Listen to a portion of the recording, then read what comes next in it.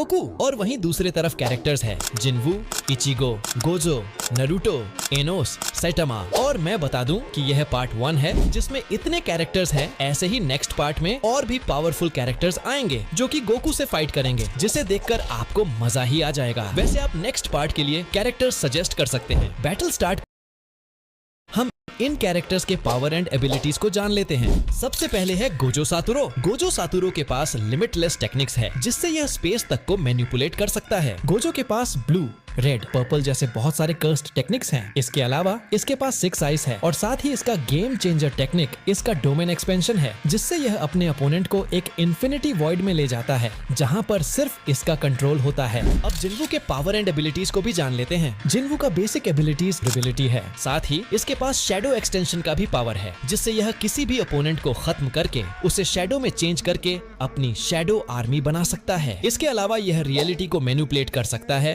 और इसके ऊपर टाइम से रिलेटेड कोई भी अटैक काम नहीं करता। इसके पास रिजनरेशन फैक्टर है। अब नारुतो के भी पावर एंड एबिलिटीज को जान लेते हैं। नारुतो का basic power shadow clone jutsu, ninjutsu, taijutsu और सेनजुत्सु है। इसके अलावा नारुतो के पास कुछ फॉर्म्स है जिसमें वह एक्सट्रीमली पावरफुल हो जाता है, जैसे tailed beast mode, sage mode, 6 path sage mode, Baryon mode. इन फॉर्म्स में Naruto enhance speed, strength, durability, chakra, reserves achieve करता है और इनहेंस स्पीड से होने वाले इंजरीज को भी हील कर सकता है। और चलो अब साइटामा के पावर्स को भी जान लेते हैं। साइटामा सिर्फ अपने एक पंच से पावरफुल मॉन्स्टर को फिनिश कर सकता है। इसके पास normal punch, consecutive punch, serious punch, super sneeze and death punch जैसे अटैक्स हैं। इसके पावर लिमिट को बताया नहीं गया है। ये बंदा न्यूक्लियर पंच से मार खाकर भी 0 रिएक्शन देता है। और अब एनोस वोल्डिगोट के बारे में भी जान लेते हैं। एनोस एक डीमन किंग है। इसके पावर के बारे में बात करें तो ये किसी भी एग्जिस्टेंस को मिटा सकता है और उसे फिर से रिजनरेट भी कर सकता है। ये पूरे एक वर्ल्ड को अपने हाथों से कंट्रोल कर पाता है।